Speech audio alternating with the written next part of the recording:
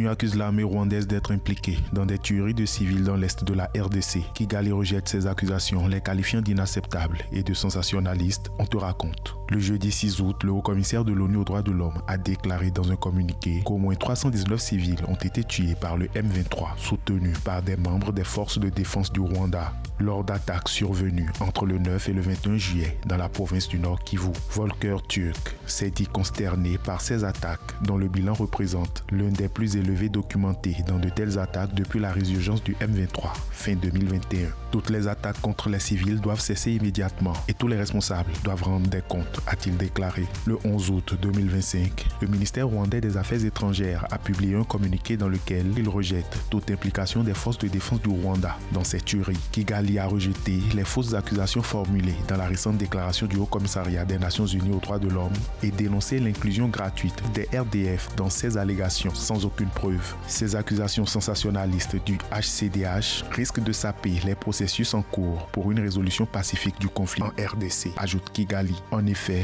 la RDC et le M23 ont signé un accord de paix le 27 juin 2025 à Washington, puis un autre accord à Doha le 19 juillet dans lequel les deux parties s'engagent en faveur d'un cessez-le-feu permanent. Ces engagements n'ont toutefois pas mis fin aux violences dans l'est du pays, où les combats se poursuivent entre le M23 et des milices locales affiliées à Kinshasa. Les combats se sont intensifiés ces dernières semaines dans la province du Sud Kivu, où la ligne de front était relativement stable depuis le mois de mars. Dans un communiqué publié le lundi 11 août, le porte-parole du M23, Lawrence Kanyuka, a accusé Kinshasa de mener des manœuvres militaires offensives en vue d'un conflit à grande échelle.